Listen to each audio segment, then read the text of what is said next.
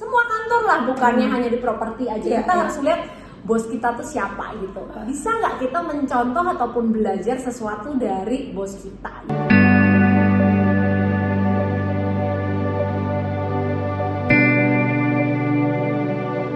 Hai semua, kembali lagi bersama dengan Yoke Scarlett Pro, Solution for Your Property Needs. Hari ini saya berkesempatan untuk mengundang salah satu sosok yang sangat berperan penting dalam perjalanan karir saya hingga saat ini. Saya masuk mau tahun ke-15 gitu ya, dan beliau masih menjadi salah satu sosok favorit, salah satu sosok yang menjadi inspirasi bukan buat saya saja, tetapi saya yakin banyak agent properti di wilayah ini yang sangat mengidolakan beliau gitu ya. Dan saya berkesempatan untuk mengundang beliau gitu, kita pengen ngobrol lebih dalam di edisi Melekat Mengenal Lebih Dekat bersama Rita Megawati. Nah, inilah sosok Queen. Sosok salah seorang yang sangat berperan penting dalam perkembangan karir saya, anak ini dan tumbuh kembang baby. Ya, nah sekarang ini kan posisinya lagi teenager, Bu. Saya mau masuk ke tahun ke-15. Wah, ya. Lagi lagi cantik-cantik ya, 15 jadi tahun. lagi genit-genitnya bukan lupa. Itu juga. Semoga bukan lagi bandel-bandelnya ya. Iya. Thank you Bu Rita karena sama-sama. sudah hadir di Melekat Mengenal Lebih Dekat bersama Rita Megawati. Aduh, thank you so much. Pastinya semoga Bu Yoke, dipanggilnya Ibu sekarang. Enggak ya, Yoke aja. Yoke lah Bu, ya. Pokoknya semoga ini podcastnya Yoke ini selalu membawa something new dan bisa dinikmati sama semua yang nonton. Nah, coba Bu Rita nih, walaupun semua kayaknya seantero follower YouTube saya udah kenal Bu Rita Megawati, tapi boleh dong sepatah dua patah kata dari Bu Rita nih. Sepatah dua patah, jadi 3 patah ya. Iya, boleh ya. Iya, halo semuanya, nama saya Rita Megawati. Saya prinsipal Ajuker Keding Serpong yang kebetulan udah kenal Yoke sejak 15 tahun 2009 lalu. ya. Ya, 2009. Jadi udah kenal Yoke dari, kalau 15 tahun sekarang berarti dari umur bayi. Iya. Jadi saya tuh awal properti itu 2009. Pertama masuk banget itu 5 Januari 2009. Dan sampai inget ya. Ya, itu hari Senin. Coba kalau dicek Coba cek kalender ya. Apakah bener nih 5 Januari 2009 itu hari Senin. Ya, Oke. Nah, waktu itu saya Hujan, kan kayaknya nggak sampai segitu ingatnya Bu ya. Dramatis. Jadi saya waktu itu kan di perbankan dan mau berhenti waktu itu ya, karena jarak yang terlalu jauh dan akhirnya memutuskan untuk main di properti gitu. Dan diperkenalkan ke LJ Hooker Gading Serpong tuh waktu itu. Iya, betul. Karena kita punya temen kebetulan marketing di LJ Hooker. Nah, ini kan saya cerita dari saya dulu nih ya. Mungkin Bu Rita aja nggak inget gitu cerita momen pada, saya lupa interviewnya kapan ya. Kalau saya ingat interviewnya juga gawat gitu ini ya. Kayaknya biasanya kalau di situ memang kita interview juga lebih kayak kenalan, ngobrol. Ingin memastikan aja apakah Yoke kira-kira cukup cocok dan juga memang punya passion di properti. Dan pastinya punya banget, karena kebetulan Yoke memang bener basicnya kan di bank ya. Iya. Jadi udah terbiasa dengan ketemu banyak orang dan lain-lain. Ya.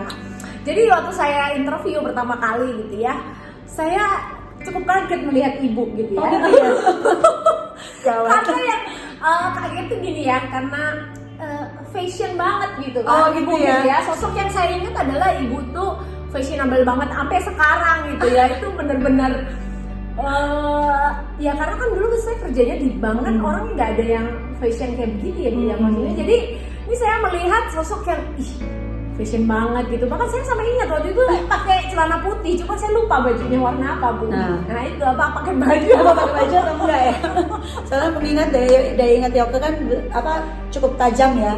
Jadi kalau celananya diingat, bajunya kenapa? Jadi ragu apakah pakai baju apa Pakai baju apa enggak? enggak? Enggak lah, tapi memang waktu itu pertama kali saya melihat sosok Bu Rita itu saya bisa belajar banyak. Saya melihat bahwa kita kan kalau mau masuk ke kantor gitu ya, semua kantor lah, bukannya hanya di properti aja, kita harus lihat bos kita tuh siapa gitu. Bisa nggak kita mencontoh ataupun belajar sesuatu dari bos kita gitu ya kan. Jadi pertama saya melihat, ini kayaknya aku bisa belajar banyak. Itu sih Bu Rita yang pertama saya ingat, walaupun masih banyak cerita-cerita selanjutnya pernah ada satu meeting tuh ya, mungkin meeting tuh waktu itu saya lupa lah tepatnya ibu tuh membahas masalah apa, mengenai apa gitu saya lupa. Tapi tiba-tiba apa mungkin karena saya lagi bengong, ibu melihat ya, jadi saya ditanya, Yoko kamu pengen jadi apa, katanya gitu. Itu ya gitu ya. Iya. Terus kamu bilang mau jadi pilot ya? Karena saya lagi ngelamun ya di sekolah gitu ya, ditanya tiba-tiba kamu pengen jadi apa, dan saya langsung bilang saya pengen jadi seperti itu. Iya benar banget. Iya suka bercandainya gitu mulu. Iya. Cuman kapannya lupa, jangan ditanya lagi ya kapannya. Tapi pernah satu meeting itu karena Bu Rita tuh rajin weekly meeting ya. Iya betul. Dan nah itu saya benar-benar pengen jadi seperti ibu gitu ya. Ya walaupun setiap ini nggak mungkin lah ya menjadi seperti itu, tapi menuju situ kan boleh lah ya. Sebenarnya mungkin lebih tepatnya kadang-kadang kan kita dalam hidup pasti kita pingin menjadi seseorang yang lebih baik pasti kan. Ya, punya idol juga lah ya. Ya mungkin gitulah ya. Saya sih thank you banget nih. Waduh, orang kayak Yoka mengidolakan saya aja. Tapi yang pasti bicara soal fashion tadi segala macam, saya lebih ngeliat gini loh, kalau kita di profesi apapun memang kita harus menghargai diri kita sendiri kan. Ya, kayak Yoka juga sekarang kan rapi kan gitu. Jadi memang dari dulu tapi enggak. Enggak, dari dulu. Masa sekarang. Iya. Saya mau bilang hari ini tuh cantik banget. Ya, jadi memang tapi mungkin Yoka ngomong ada benarnya gini. Mungkin pada masa itu 15 tahun lalu nggak banyak orang yang berpikir agent property itu sebagai sebuah profesi yang serius. Pada masa itu lebih kayak dianggapnya mungkin kayak mengisi waktu luang kayak gitu. Nah mungkin saya termasuk orang yang, karena saya dulu juga sebelumnya kan bekerja juga kan sebelum di properti 23 tahun lalu. Jadi saya pikir saya menganggap properti ini adalah profesi. Dan begitu juga yang saya lihat dari Yoke, karena Yoke juga orang profesi, orang dari bank. Jadi ibu lihat bahwa kamu tuh memang orang yang punya satu visi terkait pekerjaan waktu itu. Saya udah lihat itu juga sih dari kamu gitu. Dan tada! Nah, tadi kan udah prolog nih dari saya. Kesan pertama saya pada saat melihat sesosok kok sesosok ya? Seonggok daging. Enggak, seorang Rita Megawati itu kesan saya gitu. Nah, tapi kan banyak dari teman-teman ini juga belum tahu nih sebenarnya ibu nih awal karirnya gimana. Karena kan kalau kita melihat sekarang nih, ibu nih wah udah begini, project banyak, siapa yang nggak kenal. Tapi kan kita pengen tahu nih ibu mengenal lebih dekat dengan Bu Rita dulu, awal karirnya tuh gimana sih Bu? Kalau di properti ya. Ya. Jadi memang kebetulan ini kan tahun ke-23 saya di properti. Jadi awalnya itu kurang lebih tahun 2000. Saya juga ingat tanggalnya sama kayak Yoka. Jadi saya masuk itu. Ya Bu ya. Ya benar, kita ada trauma ya bagus gitu ya. Good memory. Jadi waktu itu 25 Agustus kurang lebih tahun 2000. Itu pertama kali saya masuk di properti. Saya masuk sempat di salah satu brand. Waktu itu sempat di era sekitar 6 bulan aja sih, kebetulan memang gak lama. Dan kemudian di 2001 saya mulai buka kantor pertama kita yang LJK Gading Serpong sampai saat ini. Kemudian sempat selama perjalanan 23 tahun ini banyak juga menangani beberapa kantor lanjutan dari teman-teman yang udah aktif bersama. Salah satunya saya nggak tahu Yoka mau ceritain apa enggak, tapi dulu juga mungkin Yoka juga pernah kasih juga karena Yoka bergabung bersama kita. Terus kemudian saya mulai banyak main di property project sejak tahun 2006. Project 2006. Jadi project development sampai sekarang. Sekarang jalan saat ini ada 5 kantor yang masih affiliate gitu. Jadi ada beberapa kantor lain di kawasan Serpong Tangerang juga.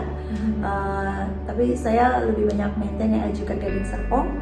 Dan sekarang kita punya divisi property lounge juga. Iya. Untuk divisi digital marketing agency yang tujuannya untuk mensupport project-project yang kita handle. Dan itu sekarang udah masuk 2 tahun setengah property lounge, nggak berasa ya. Iya. Dan isinya anak muda semua ya Bu? Enggak juga sih, sebenarnya ada juga beberapa yang cukup senior, tapi mostly ya. Mungkin karena digital mungkin ya, karena digital gitu ya. Itu juga ditambah lagi pada saat kita rekrut ya memang yang melamar ya anak-anak muda. Jadi ya kita sih sebenarnya nggak terlalu yang harus anak muda gitu, enggak. Tapi ternyata memang yang melamar anak muda ya oke. Lolos kualifikasi ya udah gabung. Iya. Nah kan tadi Ibu kan bilang memang memulai karir 23 tahun lalu ya? Ya benar 23 tahun lalu ya Bu ya. Nah tapi kenapa sih milihnya properti gitu loh Bu? Emang sebelumnya itu memang udah properti juga gitu? Enggak sih. Enggak kan? Enggak. Sebelumnya itu saya lulusan accounting di Untar, kemudian saya jadi kerjanya juga kerja accounting. Saya sempat di Astra kan, sempat di salah satu factory ya, tapi di pabrik gitu di Astra Group. Kemudian keluar dari grup Astra atau keluar dari kerjaan kantor itu karena punya baby. Jadi punya anak 2, anak saya masih baby. Kemudian kebetulan banget pabrik saya yang di Tangerang itu dipindahkan ke daerah Karawang, kan Astra Group banyak yang ke Karawang jauh banget. Terus diminta untuk tetap ikut, nanti antar jemput. Saya nggak mau karena kejauhan. Jadi saya milih mundurin diri, kena musibah. Anak saya baru lahir, anak kedua kena kebakaran rumah. Di Gading Serpong Bu? Enggak, di Tangerang waktu itu masih. Kan dulu tinggalnya dekat pabrik, jadi dekat daerah tempat kerja lah gitu di Tangerang kota. Terus kebakaran rumahnya habis sampai sendal aja nggak punya ya kok. Jadi ya sempat ya tapi itu jalannya Tuhan ya gitu, maksudnya ya udahlah kejadian itu. Dan akhirnya saya sempat pindah rumah, cari rumah, dan kita sempat beli rumah di Gading Serpong pada tahun 2000 itu. Rumah Gading Serpong, ini kisi-kisinya nih tanya Mas Scarlett rumah properti di sini begitu luar biasa. Nah tahun 2000 saya beli properti, kemudian saya ditawarin, saya belinya lewat era waktu itu. Karena dulu kan tahun 2000 kan agent properti nggak banyak ya, betul. Masih sangat terbatas lah, cuma ada era Ray White, itu pun di luar Gading Serpong gitu, di daerah Jalan Raya sana. Kemudian saya beli dan saya ditawarin untuk join menjadi marketingnya. Dan saya sempat tolak. Karena saya belinya kan di awal tahun, saya sempat tolak. Terus pokoknya berjalan berapa bulan gitu, kamu masih bisa. Singkat cerita akhirnya oke, saya ambil. Karena pemikiran saya menjadi seorang agent property itu kan sebenarnya waktunya juga fleksibel. We can be a boss for ourselves, kayak bisa jadi ngatur kerjaan kita sendiri gitu. Tapi saya tuh memang saya pernah kerja di kantor, mungkin kita sama, biasa kerja 8 to 5 dari pagi sampai sore. Jadi saya cukup yakin saya termasuk orang yang kerjanya itu cukup serius. Di saat orang-orang mungkin kerja di agent property sambilan, saya benar-benar anggap ini sebagai sebuah karir kerjaan. Saya datang paling pagi, pulang paling sore, gitu. Dan ya puji Tuhannya berjalan sangat bagus sampai akhirnya saya dipercaya untuk buka kantor juga. Nah ini intermezzo sedikit ya, yang saya belum cerita juga ya tadi bahwa saya mengenal sosok beliau ini ngurus rumah juga karena pernah satu waktu itu ya Bu ya, saya ada satu kasus ya, kasus transaksi lah, dan saya menanyakan sama Ibu gitu ya, datang ke rumah. Iya, datang ke rumah, ternyata pagi-pagi beliau lagi cuci piring. Jadi memang ibu-ibu biasa ya masih wanita normal pada umumnya gitu ya. Jadi memang di luarnya itu tough sekali, tapi tetap di rumah itu yang saya lihat ya sosok yang, makanya kenapa saya tambah idola ya. Bukan pas datang gitu, ternyata beliau lagi cuci piring gitu ya. Yoko tunggu dulu ya. Iya, saya ingat banget ya ke rumah, saya lagi cuci piring. Ya, tapi bener sih, memang pada akhirnya kita sebagai perempuan tetap aja ya punya value juga kan di rumah, bukan cuma di luar gitu. Saya punya anak 2, anak saya udah dewasa semua sekarang, puji Tuhan. Yang pertama kebetulan di Jerman, dia S2 sekarang.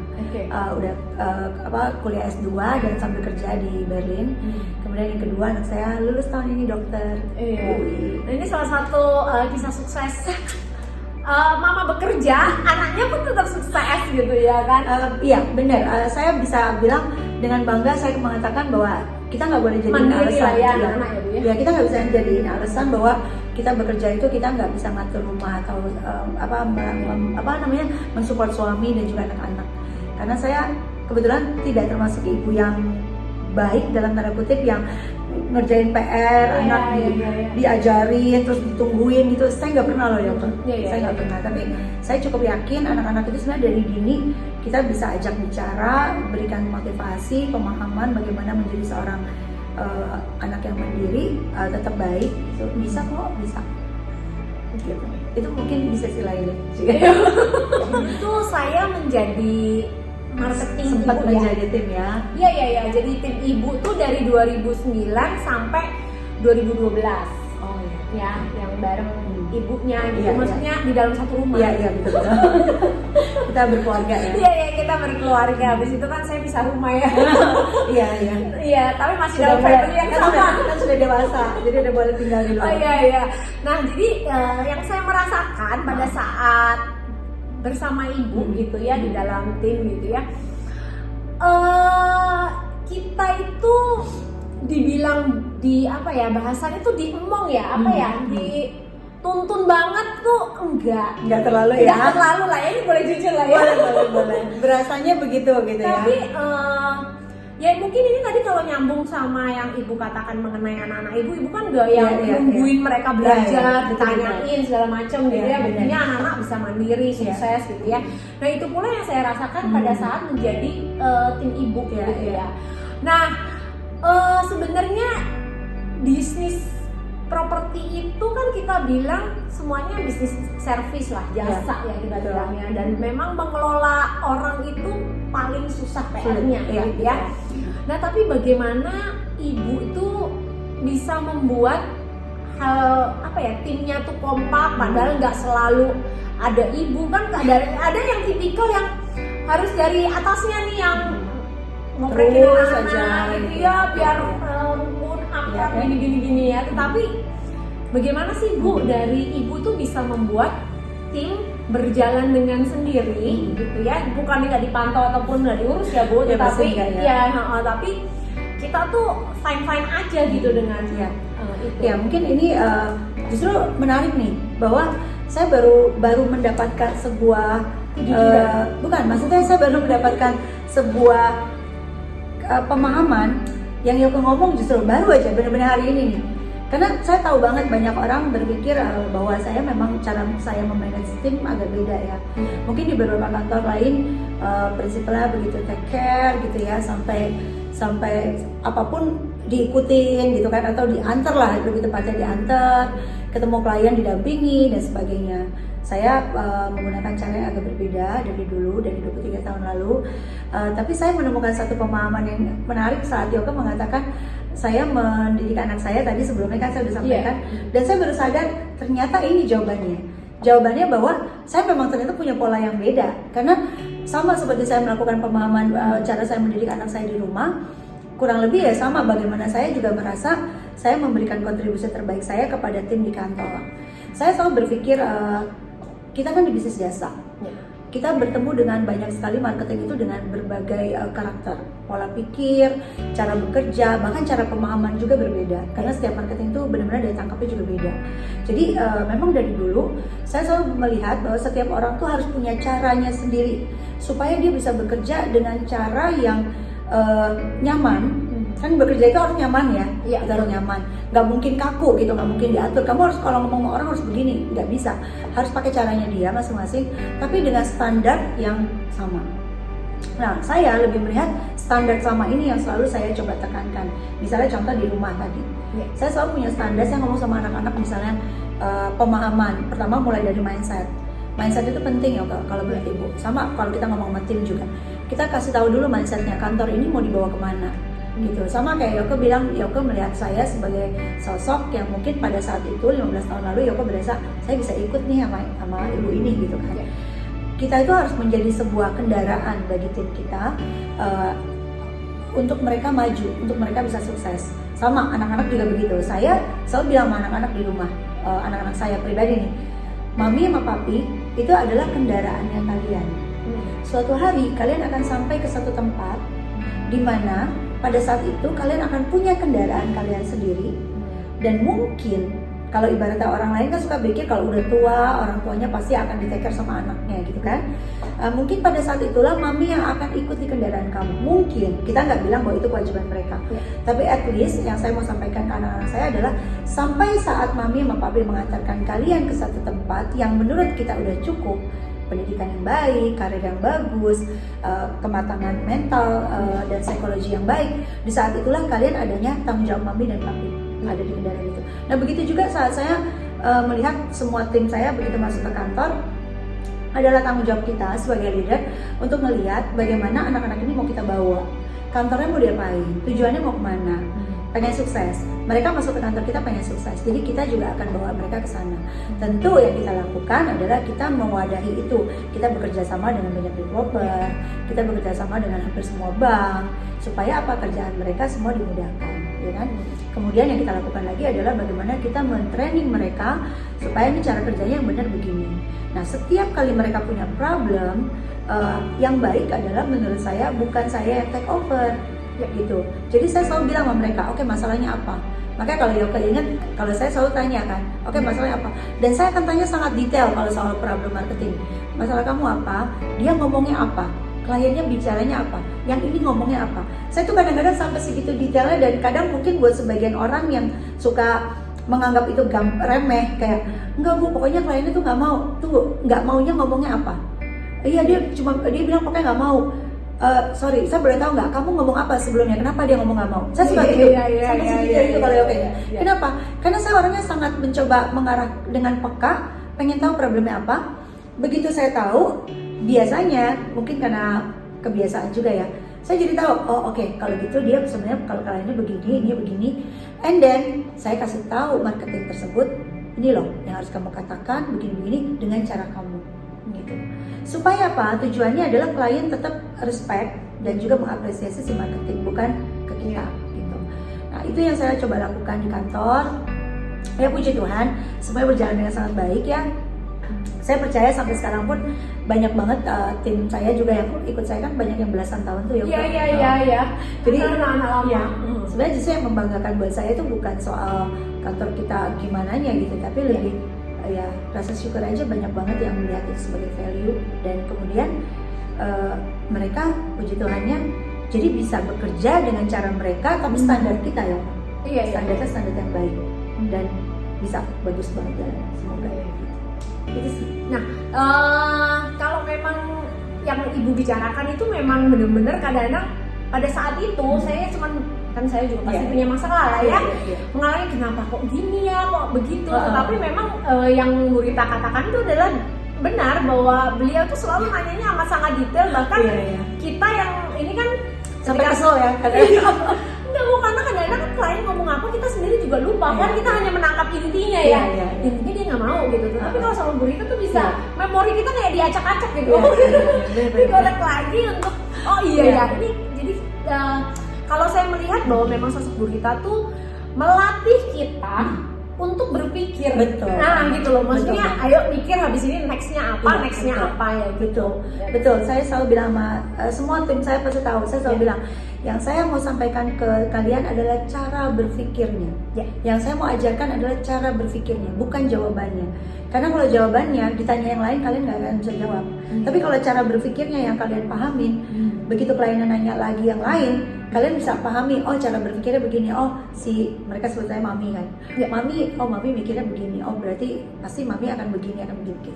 Dan ya itu yang terjadi. Kalau makanya ya maksudnya tim rata-rata even sama lah ya, maksudnya Yoke juga kayak cara berpikirnya bisa begitu gitu. Dan saya yakin Yoke juga pasti tahu bahwa itu yang memudahkan kita juga dalam memaintain anak-anak tim, karena tim kantor kita kan banyak dengan tadi karakter macam-macam. Kalau kita semua ngomong dengan satu cara yang sama, itu belum tentu bisa bisa ideal gitu loh. Dari 15 tahun saya mengenal Bu Rita gitu ya. Ya pasti bete adalah, sedih pasti adalah, namanya masih manusia kan. Masih. Tapi Bu Rita tuh salah satu orang yang kayaknya tuh selalu energik ya. Bukan secara konten aja ya, kalau di konten pasti Iya, kan iya, kita iya. melihat ya yang bagus lah. Cuma memang saya mengenal beliau ini day to day-nya tuh kayaknya aktif banget gitu loh Bu. Iya, iya. Nah, Iya. hari-harinya tuh ngapain sih Bu? Dari bangun Bangun jam tidur. berapa ya? Saya tuh orang malam, jujur Iya, aja, iya, saya iya. orang malam. Saya tidur malam banget. Saya biasa tidur minimal itu jam 1. Biasanya bisa sampai jam 2. Tapi bukan Koreaan Bu. Enggak. Kerja. Saya biasa kerja malam memang. Oke. Saya kebiasaan kerja malam, jadi kadang bahas apa. Apalagi sekarang ya dengan adanya project-project juga itu kadang-kadang sampai malam masih mikirin ya terkait program dan sebagainya, ngecek-ngecek dan lain-lain. Itu bisa sampai jam 1, jam setengah 2. Walaupun saya tahu itu nggak bagus sebenarnya Iya, dan iya, berusaha, iya. tapi udah kebiasa kali ya. Kalau bangun, jujur aja range-nya antara jam 6 sampai jam 7. Nggak yang bangun pagi banget juga. Ya tapi Antara jam 6 itu sampai nggak jam siang 7. juga loh bilangnya. Enggak, iya, Iya. enggak terlalu. Udah kebiasaan aja sih Yoke, jadi Iya, jam iya. 7 itu maksimal pasti udah kebangun gitu, biasanya gitu. Terus bangun tidur seperti biasa, ya kalau yang lain-lain biasa lah ya, minum, kemudian Iya. biasanya saya langsung mandi sih, saya cepet langsung mandi sebelum saya melakukan aktivitas banyak hal. Oh, oke. Saya bukan termasuk yang, even saya mesti harus turun, saya cuci piring pun tetap saya biasanya mandi dulu. Oh, Saya bahkan oke. keluar kamar tuh biasa udah mandi. Oh. Kalau terkait sama kerjaan, saya terbiasa setiap pagi itu mencatat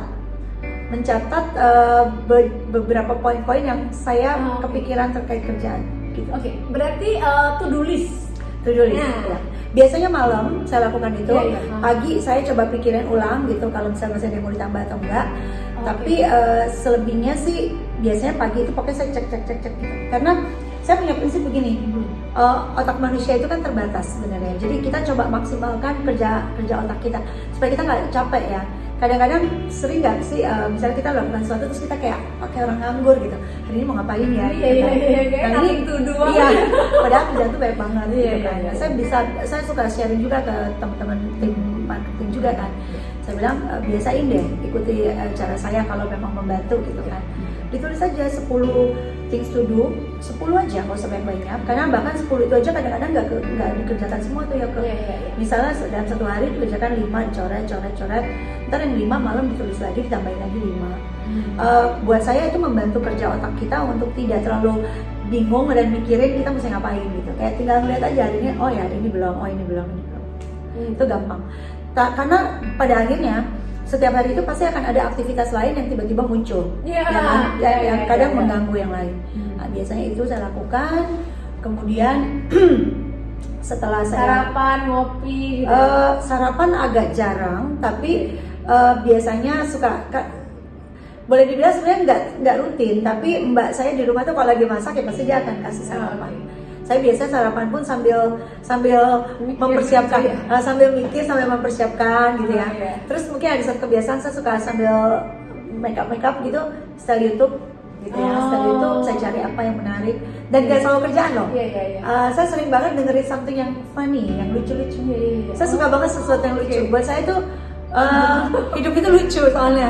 Ketemu orang banyak, aneh-aneh. Maksudnya karakter. Terus ada yang kayak kita berasa nggak ngapa-ngapain, dia bisa mungkin negatif gitu kan. Jadi buat saya itu unik. Jadi saya suka yang lucu-lucu. Negatif. Udah gitu udah selebihnya ya udah langsung aktivitas ke kantor. Dan itu biasanya penuh sampai malam. Mostly saya pulang ke rumah tuh bisa jam 8 jam 9 karena meetingnya kadang sampai jam 6 aja masih diisi gitu. Sehari itu bisa 4 sampai minimal 3 sampai 5 meeting biasanya sehari. Oke, makanya tuh saya beruntung banget loh minta waktunya beliau. Saya minta hari Rabu, hari Senin dijadwalkan. Buat Iya. teman-teman yang lain minta waktu Bu Rita belum tentu loh. Enggak.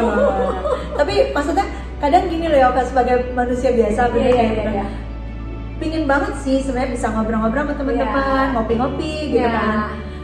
Hang Out gitu, bukan nggak mau, pengen, Iya. tapi memang gimana ya? Karena biasanya nih untuk meeting minggu depan aja itu seringkali udah keisinya dari minggu sekarang gitu kan. Iya, karena kan developer atau project Oh itu, iya. mereka minta waktunya kan, Bu Iya. minggu depan bisa nggak kita itu? Oke bisa, Rabu jam segini ya, Rabu pagi biasa saya bagi tiga kali tuh, yang umum ya, pagi, siang, sore, dan baginya Iya. 3, Bapak pilih deh maunya. Nah tapi terus kan kita mesti perhatikan juga soal jarak tempuh kalau Iya, kita perlu keluar. sekarang. Makanya seringkali sekarang thanks to Zoom meeting dan WhatsApp call, jadi kita juga kadang bisa meeting by online gitu. Oke.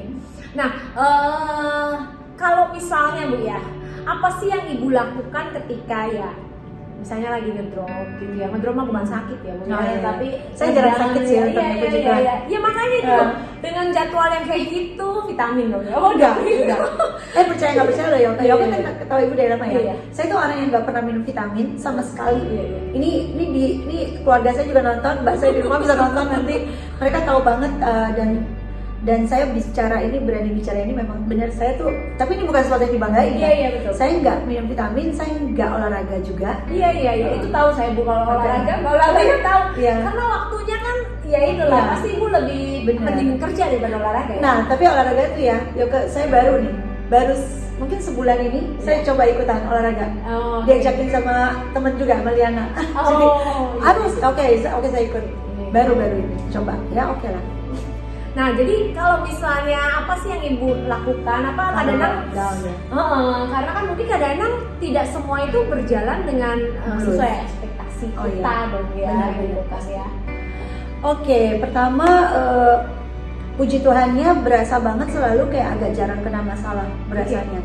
Tapi kalau saya boleh ngomong, saya juga sering sampaikan ke tim juga, kalau kita kerja benar, kita benar-benar yakini dengan semua kepekaan kita dan apa yang kita kerjakan secara optimal dan baik, terus juga itikadnya baik.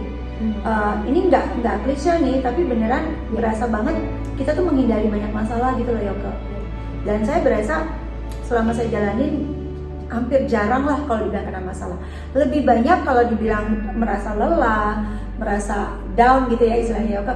Itu lebih karena biasanya dari luar, bukan dari saya.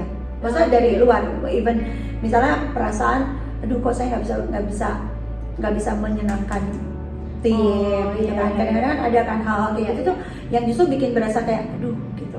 Dan itu cukup mengganggu perasaan sih, karena saya berharap semua orang dekat saya bisa positif kan. Tapi kan kita nggak bisa kontrol everybody punya opini ya kan. Biasanya kalau yang seperti itu kalau bikin saya down, saya lebih banyak mikir sendiri sih orangnya, tapi orangnya saya sangat fokus sama solusi sih Yoka. Iya.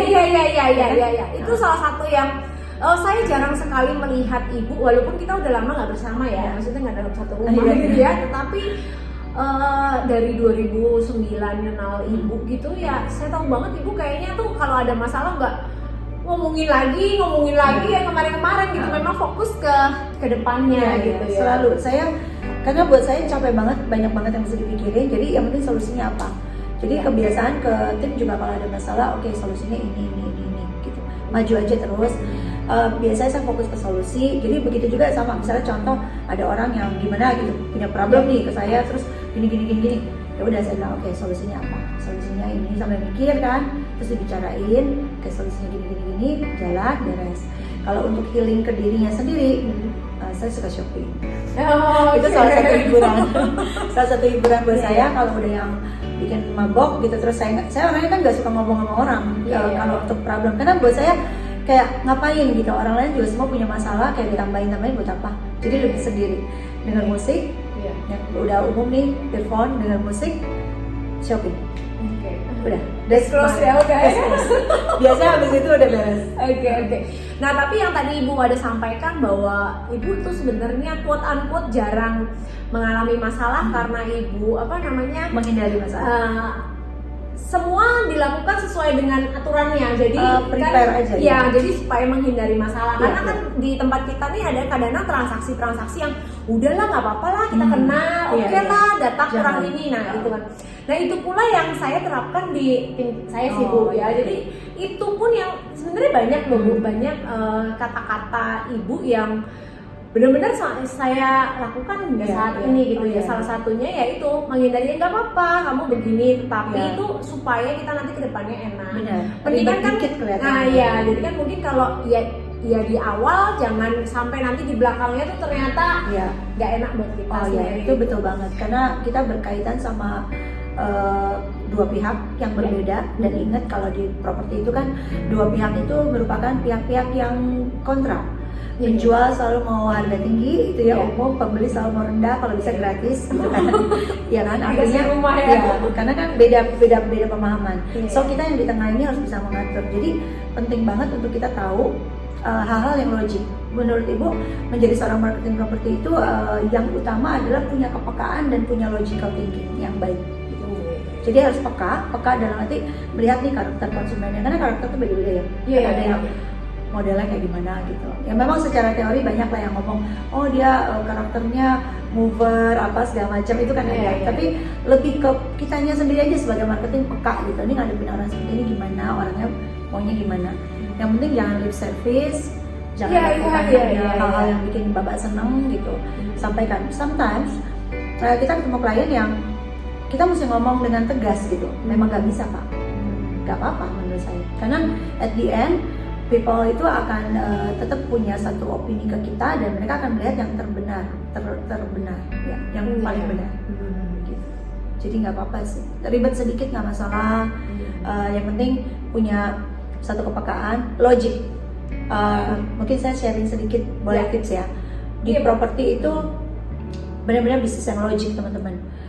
Logik itu gini, kita nggak bisa meng-create sesuatu untuk bisa jadi sebuah transaksi yang bisa berjalan kalau itu sesuatu yang tidak bisa ditransaksikan, ya kan? Misalnya kita listing dengan orang yang bukan pemilik, omnya, pamannya, segala macam. Kan saya selalu, Yoko pasti ingat Iya, banget. iya. Saya selalu tekankan kepastian subjek, objek, dan juga asal. Subjeknya harus benar. Kalau misalnya subjeknya benar, kamu mau bilang, oh ya nggak apa-apa kok ini anaknya segala macam. At the end, marketable, tidak sellable. Iya. Percuma juga. Nah, jadi logik aja. Kalau menurut kamu ini memang bisa, walaupun dia punya waris atau apa, tapi logiknya bisa, urutannya benar, bisa, nggak apa-apa. Tapi kalau nggak bisa, jangan dibisa-bisain deh. Jangan oh ini nggak apa-apa, nanti aja, nggak bakalan. Gitu. Ya logik.